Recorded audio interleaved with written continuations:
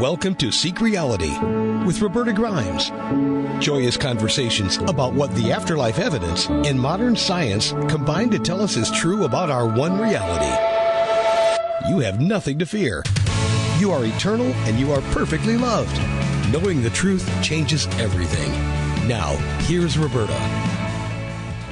Welcome to Seek Reality. I'm Roberta Grimes, and I am very glad you're with us today. We have never done much, have we, with near-death experiences on Seek Reality, and the primary reason is that death is always a one-way trip. No one who comes back to tell the tale ever has been to where the newly dead go. But rather, all NDE round trips have been just to the general astral plane, and the love-based atmosphere there is so amazing that many people who have been there and come right back are so sure they must have died and come back to life. So rather than argue with our guests, we simply take a pass on discussing what are often some pretty good books, to be frank. And the reason why this is important is that we don't want people to get confused who are listening to Seek Reality. And the things that happen during NDEs are very different from the things that happen during actual death sequences. Some of them are nice, but a lot of them are frankly weird, things that happen during NDEs. And I don't want to confuse you about what is likely to happen to you during the course of your own natural death process. That might increase the likelihood of confusing you and helping you to go off track when you die. I don't want that to happen to you. It actually happens, believe it or not, during more than 25% of actual natural deaths. And again, just to summarize, that's why we very seldom have NDE experiencers as Seek Reality guests. But some NDE experiencers who write good books are willing to say, okay, we won't talk about this as actual death and coming back to life. We're going to talk about it as what it actually is, which is a trip to the astral plane and back. And so when someone sends me a book that I like and is open-minded about it, I will invite that author to be a guest. And that's what our guest is today. He's someone who had a near-death experience when he was only 3 years old, and he is back again to meet with us as a repeat guest. And this is, of course, Jacob Cooper. He's here for the second time, and he was an NDE at 3 years old. This does happen sometimes when someone is very young. He will have a near-death experience. Jacob Cooper grew up, and he had actually a kind of troubled childhood as a result of his NDE experience. He is a clinical social worker, a certified Reiki Master, and a certified hypnotherapist who specializes now in Past Life Regression Therapy. He works privately with clients through online services, and because he was especially inspired by his spiritual awakening and his transformative encounters during his NDE, he also facilitates spiritual awareness and empowerment through life-changing seminars. Jacob lives and practices in Long Island, New York, and his first book was called Life After Breath. I really enjoyed his first book. It began with his remarkable near-death experience at the age of only 30. His second book, I thought, was even better. It's called The Wisdom of Jacob's Ladder, and it features a grown-up Jacob working as a counselor, using his wisdom that he has gained through that first near-death experience and his later out-of-body experience, and actually he said now multiple out-of-body experiences, to help others navigate their lives. He's a very wise person for someone who is so young. Jacob, welcome. It's lovely to have you back with us again. Roberta, such an honor. I'm just wondering, who are you talking about? That sounds like a cool guy. I'd like to meet him one day. You always make me smile. First, well, thank you. A real big honor to be one of the select NDEers to be on your show and to come back, not only from my near-death experience, but to come back from your show and to do it again. That's what we do. We're like cats. We have many lives. We do. We do. But now, to first briefly talk about, because I thought your first near-death experience was fascinating. There you were, a very small child, and You talk about it, 3 years old, and you went through this really very surprising near-death experience.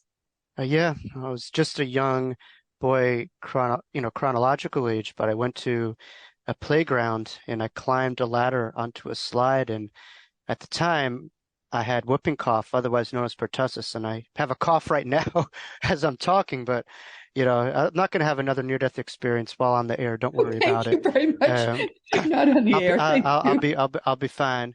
But I suffocated, as a result of whooping cough, and then after suffocating, I was in this immense place of endless like suffering, and I just saw no end to what I was going through. It was torture, and then I was able to surrender and let go of my physical breath to surrender to this breath that, that I view as eternity that's within all of us that transcends the body.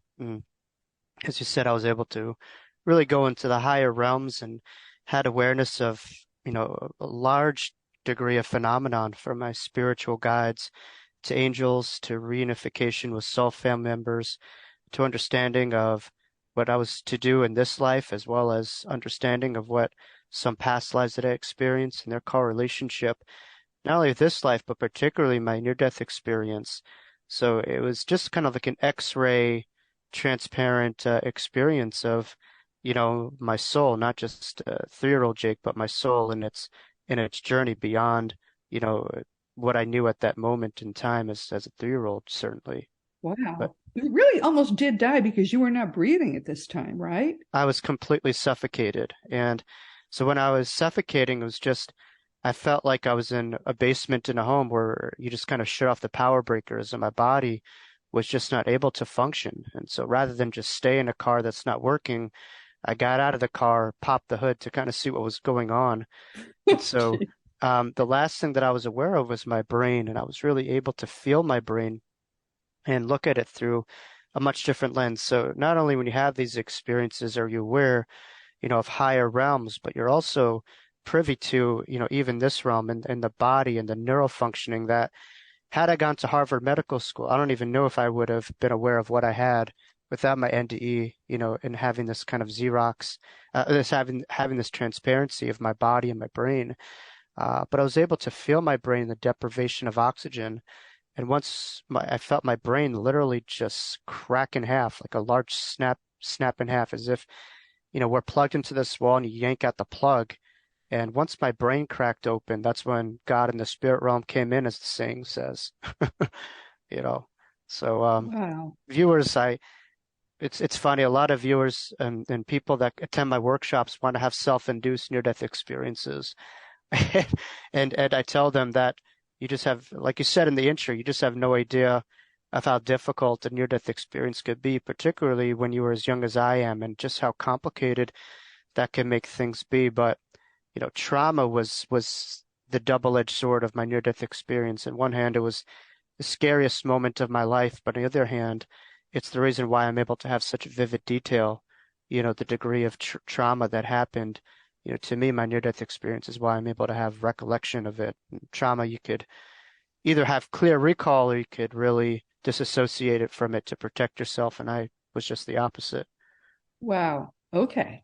And so were they resuscitating you? Is that how you were able to come back? hmm Yeah, I was rushed by an ambulance to a hospital and, I wasn't responding to breathing and they were able to, really take care of me and bring me back, but they had to have a whole ambulance and rush me to the hospital. And um, I don't necessarily think the doctors revived me. I think by deciding to agree to come back, and that's how I was able to really come back into the body. I think near-death experiencers are usually given two choices where your work isn't done and you have to stay, or Yes. you're given autonomy. And I was given autonomy. And once I decided to live, I think that's when I was able to really get back all of my functioning and stuff like that. So, um, yeah, but it's interesting. I know Anita Morjani, for instance, has had something similar where I guess she had like terminal cancer and she had her friends and family come by and this was kind of it. But when she had her NDE, she decided I guess she wanted to come back, or that there was more work to do. And once she made that decision, the healing began and she was revived, you know. So it wasn't the Yeah, doctors that did it. I think it was the power of her choice and agreement to continue on this journey. very often that's what happens. Yeah. Absolutely right. But to be so young and have to go through that is pretty awful. Really. Talk about decisions. I mean, um, people make big deals about decisions of what stock they would invest in, and Yes. stuff like that at my age. And I had a decision at such a young age if I was going to stay or to go, and it was the most difficult choices. But I was helped by negotiating in a way that decision, where in a sense I was kind of inquisitive as to and curious as to what this life would be like, and why am I here? What's my purpose? So I was given some potential possibilities if I were to stay. And as beautiful as the other realms were, um, it didn't pale to comparison to bringing some of that I saw in my near-death experience, into this life, into the lives of others that I would interact throughout the years. Yeah. And you then, as a young person, you were somewhat difficult, as I recall from your first book. If I wasn't on a radio show, I'd probably have a different couple choice words, but yeah. Yeah. Um, Right. but but but You def it, were de- a hard child to raise, it as definitely starts with the word pain. But yes. yeah, and it makes sense. I think a lot of older spirits tend to at times be rebellious against the norms and just some of the upbringings, because they're able to see through it in a way, see past through some of the programming. But having near-death experience, I think trauma caused a lot of anger that I at least had on an inner level, and just kind of rebellion with many different kind of factors in life, where I guess it was hard to accept that I was, a 3-year-old or a young kid. I had understanding that I was experiencing myself as that, but I was not that. But in order to survive, I had to have radical acceptance of myself as that and just kind of push this NDE a little bit away so that I could survive. Yeah. I think that the hardest part for many people who have extraordinary experiences in early childhood is trying to fit in afterwards. Right. Being like a normal child afterwards is very, very difficult. It's funny But how that works. Yeah, because it's the coolest thing to do when you're in the moment, but it's the uncoolest thing to do looking back on it. and you Yeah. can't did you talk about that, about your experience with other people? I don't recall from the first. I just found out, every day I'm learning new stuff about my near-death experience, but recently, probably within this past year, my dad, who's also a therapist and, is more kind of analytical, more traditional, religious kind of a guy. But so he's not like woo-woo and stuff like that. And so he doesn't make stuff up. And he said, after you had your near-death experience, and I'm just kind of using my language now, but he said, you said something to the extent of, what I had is something that won't make sense to you now, but one day it will. But I can't really talk about it because it won't make sense to you. And I'll take credit for it. That's profound to say. But Right. but he told me that point blankly. So he believes my NDE, and throughout the years talking to my parents has helped, because I wouldn't discuss it with them because it just was so sacred, but also something that I just kept very close to my heart. But early on, I would just go into interviews and says, "Oh, I was maybe 4 or 5 years old," because no way in my imagination did I think I was 3 when this happened. I'm my own biggest skeptic. My mother, like a couple of years ago, just told me, "You weren't 4, you weren't 5, you were 3," and that floored me because it felt almost impossible to have this degree of recollection, and it didn't felt that long ago. And as a therapist, I just question how I'm able to remember something at such a young age. And when you're that Yeah. young, 1 year is like 10 years, right? So it's such a Right. big difference from 3 to 5 to 4. Uh, but I think my near-death experience is a great teaching reference, where in a sense that we all say, all right, we're not our bodies, we're spiritual beings, we're timeless. People will say that, but they won't be able to understand that kids and infants, aren't what they appear as they are. They That's aren't their true. blank slates that we see them as. So we could apply that understanding to adults, but for kids and infants, where they're often misunderstood, from even people in the spirit realm that, they kind of see them just as infants, and that's not the case. These are timeless, infinite souls, That's right. experiencing themselves in these young infant bodies, in their personalities, in their names and cultures, but that's not the totality of who they really are. That's right. Yeah, So it's extraordinary. That's really true. it's a very simple kind of thing, but it's just amazing how, and not to judge, but people who are, in the field just are so perplexed by my NDE, and I'm just like, it's very elementary, at least to me. Jacob, I remember the moment I discovered I was a female, and I Right? was not more than 11 months old. And my thought was, I remember where I was. I remember looking around the room. I was walking, barely walking, and my thought was, oh, I'm the other kind this time. Oh, absolutely. And I'm telling you that because you're a therapist. A baby had the thought, oh, I'm the other kind this time. Yeah, there's such a carryover from other lifetimes that we Can you live, and believe I had that thought? Isn't that a extraordinary thought for a child that age to have? it's profound because we're just shoved our genders and our names right from the start, and for us to kind of understand that That that's I not even who we thought of, oh, there are. are two kinds. Yeah, yeah. It's amazing that I mean, at least to me, the soul has both genders, but I think it's androgynistic overall. We're Um, completely androgynous. I mean, it's yeah, just it's so yeah. strange. But we just have memories of ourselves, and sometimes cellular memories of ourselves living as other genders. And I know you definitely shared you've lived male pretty much in every lifetime that you could This is a remember. very unusual experience So, for me. right. So Yeah. for you, it was very hardwired in your soul's experience to be male. So to be female was for you something foreign. It So was that would very make total, disappointing, actually, to think I had to go through a whole. I mean, now I'm happy to be female, but right. it didn't. I wasn't happy until after I went through puberty. Yeah, very strange. The whole thing is. It's a So big adjustment. Yeah. tell me about your out of body experience because that's something that happened after your first book.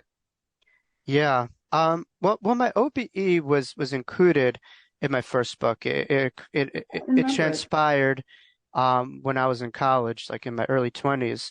But essentially, my near-death experience coincided, and for those who know me, know that I'm Jewish, but it coincided right before Yom Kippur, the Day of Atonement, the day where you're meeting your Creator. Flash forward around 20, a little less than 20 years later, I had my OBE right around the high holiday time of Yom Kippur as well. And it's just kind of interesting how this, how it happened around that time. But, a couple days before this, I just had this experience where it wasn't, certainly as a therapist, I can know what's a manic or depressive or psychotic episode. And a part of me was thinking that, but I just remember just kind of like sitting on my bed and just started laughing at the top of my lungs, not just laughing, but laughing where every part of my body was just like wringing out all the pain or heaviness that I had.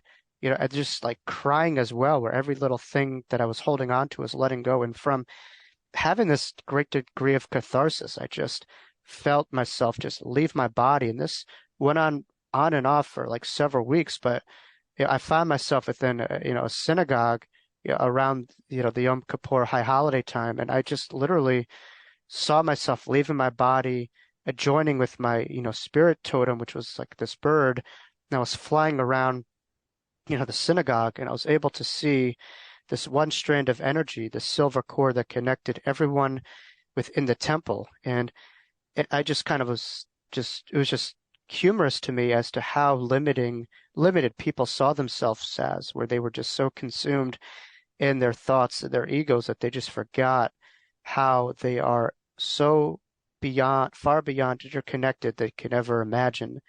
And I throughout the years, I've heard the term oneness, and it just kind of seemed like a new age term. But when I saw it right in front of me, the belief of it to a knowing, it was profound. But within this experience, I just felt excuse me, my energy centers just exploding. Like my heart was as wet as an ocean, and my third eye was this on and off blinking eye. And it was just the most profound experience. And it was like this huge eyeball that I felt right in the middle of my forehead that was slowly blinking on and off. And a part of me was almost scared, like, oh my God. But then another part of me felt like, no, this is who you really are, buried beyond, you know, all the tension in the human condition. You know, our core phyla is a spiritual being. And I just was, accessing my spiritual body and my energies inside of it. All right. So explain to people about the third eye, because many people are going, huh? Yeah. So we have two eyeballs, obviously. I mean, well, hopefully most of us, but we have two eyeballs that we physically see out of. But our third eye, which really now is being able to, it's being proven now is something that actually, really exists within, our own brains. It's called the pineal gland, really, that people could find. But and it It's secretes. between and above our visible eyes. Right. It's right in the middle of our forehead. And, our third eye is really the center of our intuition, where we really see things through our spirit eyes and our intuitive eyes. So we could see things through our eyeballs on the physical basis, but our third eye is how we see things through a much broader sense in our inner, vision. And so that's always there, but sometimes that's blocked for many different reasons. So if we really are able to open it to a larger degree or smaller degree, we could have a lot more of a GPS system in our life and see things through a deeper context. You say that you've subsequently had more out-of-body experiences. Have you learned to induce them?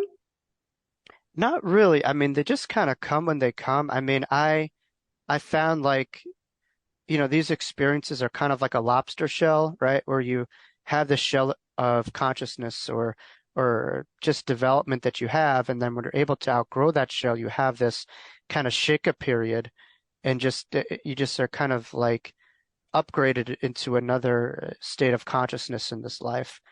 And I've known like mediums, for instance, they just don't know why, but one day they wake up and they are all of a sudden able to just give readings, and they have this intuition. They don't know why or how or why that happens. Sometimes they do, but sometimes it's just kind of like you're going at a certain pace and then you graduate and you have a different level and gear to access in this life. But you have to really work on it. It doesn't just kind of stay the way that it is, much like, if you have a Ferrari and just have it, sitting in a garage for years, it probably won't work as well either. So, intuition and spiritual connectivity is a muscle.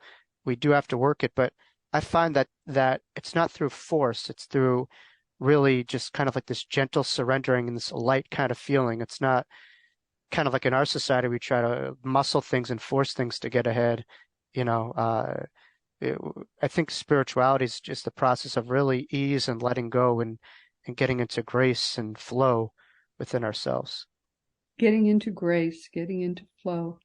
What's happening now in the world is that more and more people are yielding to what is really a natural process, I think, in all of us. All of us have a spiritual side.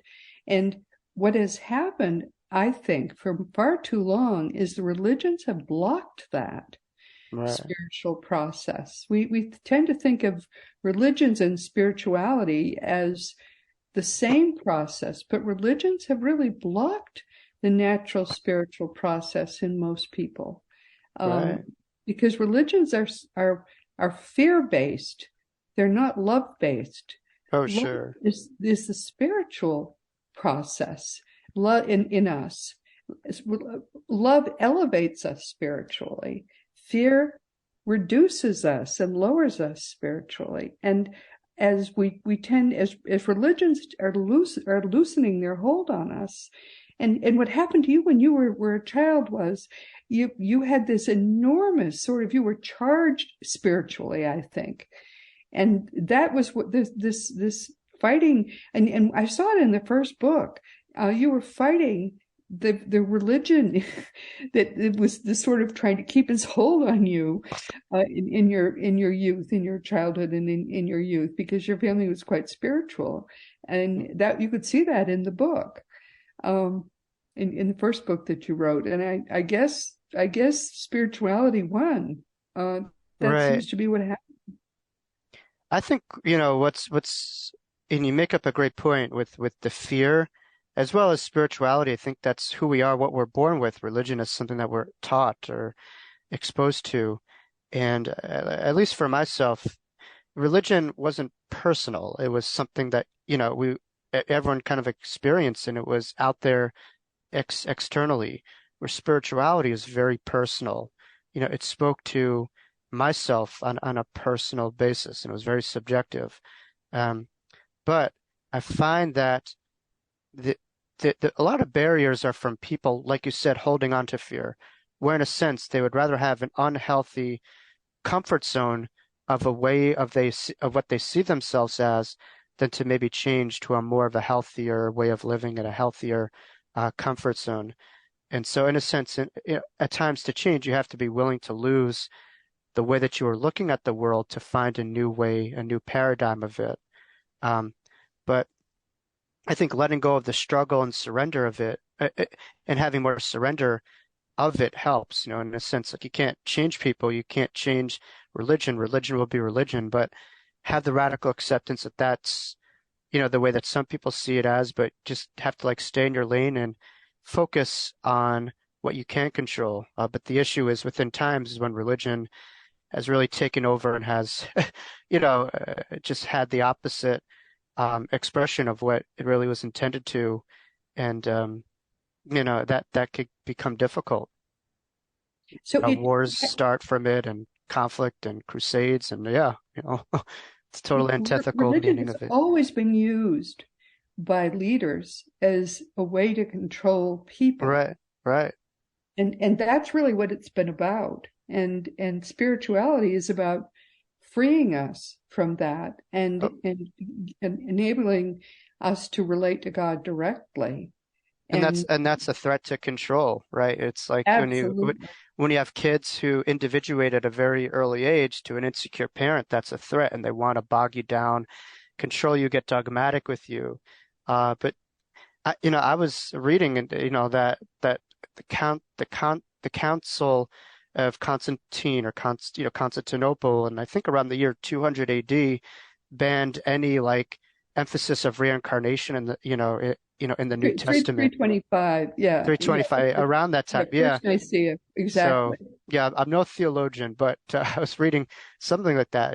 So uh, you know, if you look at different religions such as Judaism or Christianity, they all have parts of them that emphasize spirituality, and stuff like that. But that's overshot or taken control by, dogma. It's not Yes, right. emphasized. The dogmas are all about introducing fear into the equation so that they can make you afraid to not stay in your lane. If you don't, Christianity is the one that I know well, and if you don't do certain things and believe certain things and behave in certain ways, you're going to hell.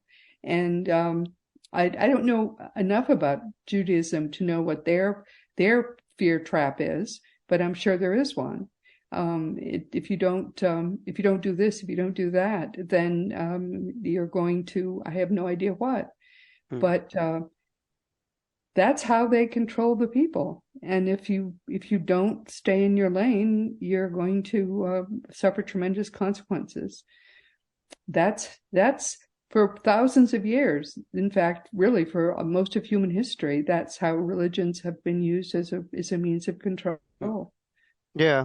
Well, We're growing, escaping that now, and yeah. that's a beautiful thing. So, That's a yeah, beautiful certainly thing. growing up, it was more of an emphasis on this world than the other world.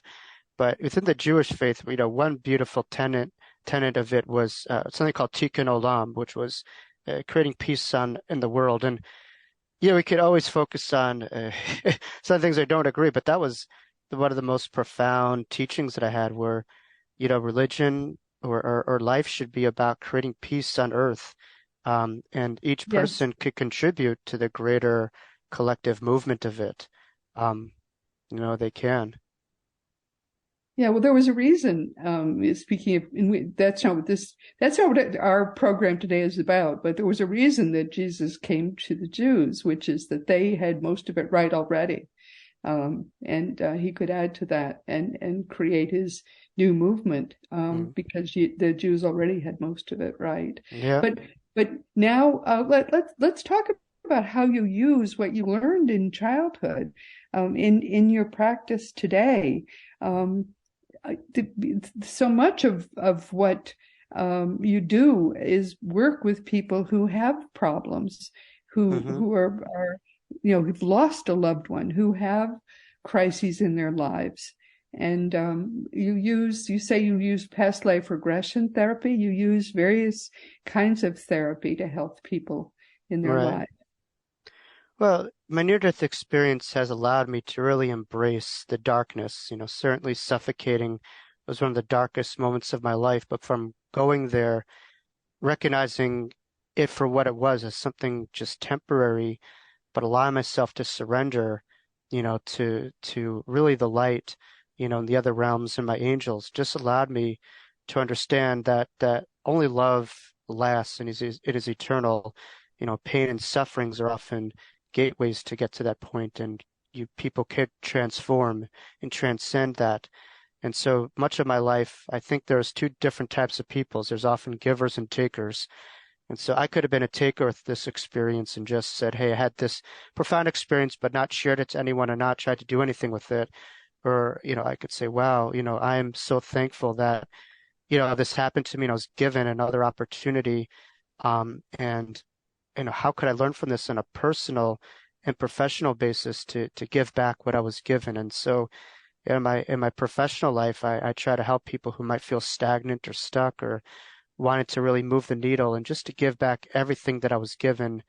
And not only this life, being born, but in a way having a rebirth period after my NDE, and really encountering, grace and beauty, in the other realms that I connected to. So, for example, what kinds of problems are you helping people with? People who maybe have lost a loved one, who are grieving. Grief, throughout the years, people who are contemplating self-harm, suicide, depression, anxiety. So I work, full time, both in the private practice as well as, within a psychiatric hospital setting. People who are dealing with acute mental health crises to some things, just to things that are just kind of lower intensity, but just trying to really get their power back in life and take their life to new levels. So from the ground up, I work with people and sometimes ground zero, and I find that the near-death experience has allowed me to see people as potentially more resilient and they have more resolve in themselves, that remembering that pain is temporary, but love and healing is a possibility and a true reality at our core phyla allows me to really generate the hope and inspiration, with each client that I try to encounter.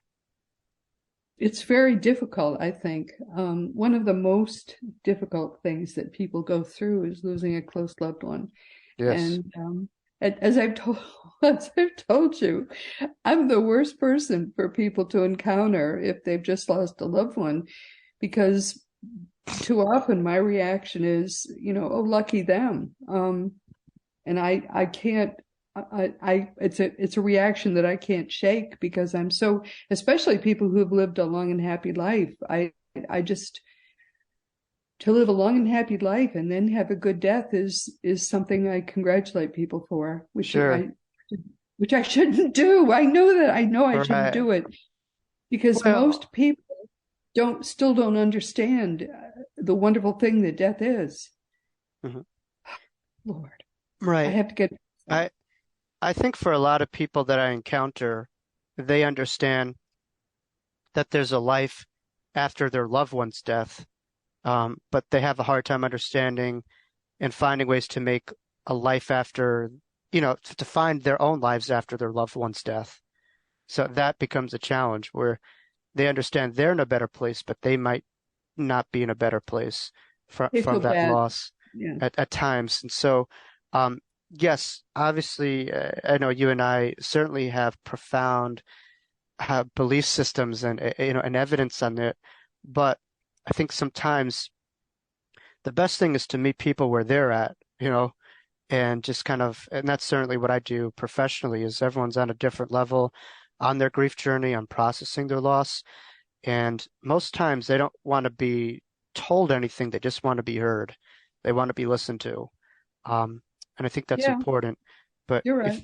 if we've You're had, so right. and I think some of the best therapeutic sessions that I've had is when I said nothing, which reminds me that less Jacob is better Jacob, right? No, but but you know, What a but profound thing to say. Less Jacob is better no, Jacob. no, no, no, but in that context, but Yeah, I think and I was talking earlier to you about this, that sometimes we just think that one thing could be true, but I think we could live in a reality where you could have two things being true, where you could have, an understanding of eternity, of the soul, but you could also grieve too. That there could be two things that could be true and coexisting in your life. It doesn't have to be one or the other or either or. Um, and but I find that when people that are really able to go through their own feelings and their own grief, there could be a real big transformation from pain into love and meaning. If you're able to go through it properly. they can grow from that experience, and Absolutely. you can help them by listening. That's a profound, profound thing to say, Jacob. Very much. Absolutely. There's a man by the name of David Kessler who I listen to religiously, or spiritually, I should say. Um, and Yes. he he took over the Elizabeth Kubler. I mean, he's like a bigwig at the Elizabeth Kubler-Ross Foundation, and he's profound. But he had a statement that he said, grief is kind of like a river. There's like a river of grief, and it will take you where you need to go. You just don't want to resist it. You want to allow it to take you where you need to go, and within time, you'll find, healing. But it does take time, and it does, take patience and self-compassion. But there is certainly transformation that happens, through grieving of a loved one. And grief, to be clear, is not just, the loss of a loved one. It could be the ending of a relationship, a job. It's any death, I shouldn't say death, but any ending of a situation as we know it. Um, but I think if you're able to combine like the emotional processing as well as utilizing some of the higher consciousness perspectives towards grief, it could be a great tool, and a great perspective to have if you have a balance, of both, the spiritual understanding of the afterlife, but also being able to process it organically on a human level. Because you're doing past life regressions for others, have you learned more about your own suicide in a previous lifetime? I've learned certainly a lot about suicide, in this lifetime. You know, I think, But have you learned about your own suicide? Because you did yes, commit suicide in yes, a previous lifetime. both. Okay. I had, in the last lifetime, I think, and I shouldn't say I think, I know that my NDE had a great deal of correlationship, with my last lifetime in which I completed suicide. In this last lifetime, I just felt incredibly trapped, and there was no way out of what I was experiencing. And I just felt suffocated, much like I did in my NDE, and there was no way out. And obviously, I saw, in that last lifetime, I wasn't sent to purgatory. God doesn't kick us when we're down. There's healing and upliftment and, unconditional love and acceptance. But I understood that this lifetime was correlated with that last lifetime in a sense where I had my NDE, and it was like a similar feeling when I was suffocated in my NDE, but from letting go of that suffering Oh, and allowing myself to really access the love, in the higher realms that was always inside of me and around me, I was able to navigate that, and I was able to transcend, the lowest point of my life. And so I use that as a framework, of people where sometimes we're feeling very lonely and isolated in our pain. And if we're able to just surrender to the help around us from those maybe in the higher realms to maybe those in this realm, and to not try to muscle it all on our own and being able to surrender to support, um, we could find that we could be carried through even the most difficult moments of time. And I think if we were born to meant this to do this all alone, we'd be born on a stranded island, but we have other billions of inhabitants here on the planet that could, the good ones and the right ones could assist us too, that we don't have to do this all alone here or from help over there. So do you feel that you kind of made some efforts at closure of that previous lifetime as and that this NDE was part of that? I think from completion we begin in a way and we carry over, certainly a lot of the lessons from some of those lifetimes are just the main kind of themes of those lifetimes. So Right. certainly that was there. I mean, that's something that I still struggle with, at times in my life in my early teens, in my later teens and early 20s. But, really understanding that, there's a great gift of crisis that within crisis, if we handle it in a way, it could be a gift of transformation. And name me one, great ascended master who hasn't had some degree of crisis in their life and has transformed from it. You know, if you look at, for example, people like Eckhart Tolle or Neil Donald Walsh, like they were at the abyss of life and they had transformation, or even the Buddha, right? He had crisis in his life and transformation. So I think we have to embrace crisis and embrace the storm. And it's kind of like a herd of buffalo. If you look at a herd of buffalo and they're sensing a storm, they don't run away from it, they run towards it. Uh, but in this life, we're very trendy. We just want to move on to the next thing. We don't embrace, at times our state of suffering as something that could potentially, if we go through it the right way, as something that could transform us and was there for a reason. Yeah, what a profound thought. Wow. We've come, unfortunately, to the end of our time, but I think we've got more to do with this book. We'll probably just come back and finish it with a second interview. I have an interesting backstory in the wisdom of Jacob's ladder. I know last show we spoke about, I guess our Jewish connection in a way where, with your story and, me being Jewish and stuff like that. And, I didn't intend on this, but my book was released on Holocaust Remembrance Day. It wasn't something that I intended to do. And when I heard about it a couple hours before, I wanted to honor Holocaust Remembrance Day. I didn't want my book to be released then. But then a thought dwindled on me that, within the Holocaust, they burned every book written by a Jew or anyone who challenged the regime, including Albert Einstein. And here I was, you know, close to a century later as a Jew writing a book, on Remembrance Day. And it just reminded me, that it's kind of allegorical for the near-death experience that, love truly knows no death, and we will continue to write our stories even if others try to take the pen away from us. And there's a Holocaust survivor that said, Elie Wiesel, that said, God made us because God loves our stories. And so even if life tries to take away your story, no matter what, we have the freedom to write it. We could continue to write it, and love ultimately prevails in a darkness.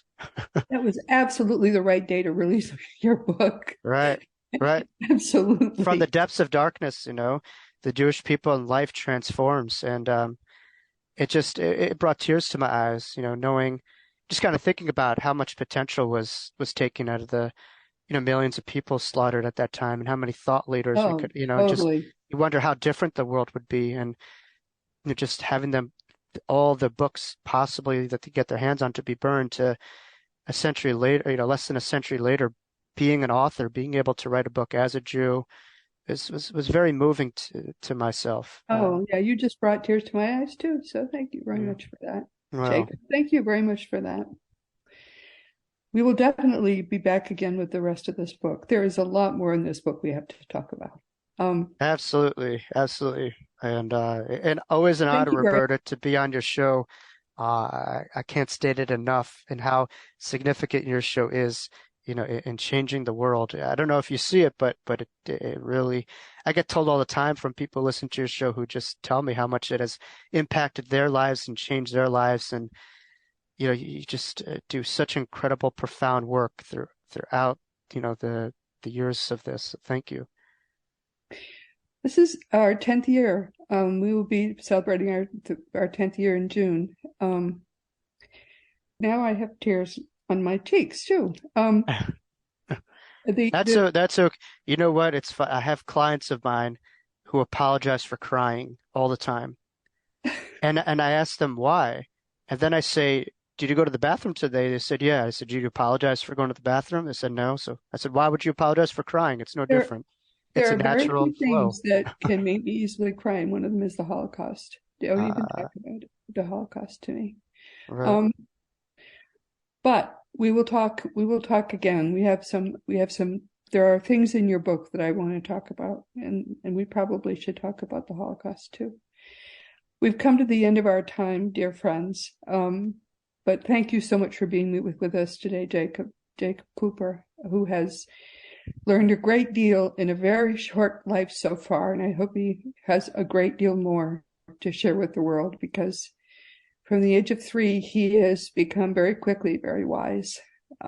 Big hug, my dear friend. Don't tell that to my family. They would disagree, but I'll take the compliment. All right. Thank you, All our Roberta. An honor. Uh, As Jesus said, no man is ever a prophet in his own village. right. Ram Dass said something different. Like, you think you're great, just ask your family. Right. They'll tell you, that's for sure. And again, we have come to the end of our time. This has been Seek Reality with Roberta Grimes. I'm so happy you could be with us today. Please never forget that you are a powerful, eternal being. You never began, you never will end. And when you really get what that means, it changes everything in your life for the better. Next week, our guest will be Brenda Weiss. Her 5-step forgiveness program can help you learn to do the single most important thing each of us must learn to do in this lifetime. I personally think, of course, the prevenient forgiveness that Jesus taught is the easiest method to learn forgiveness, but there are other ways, and this is a great backup method.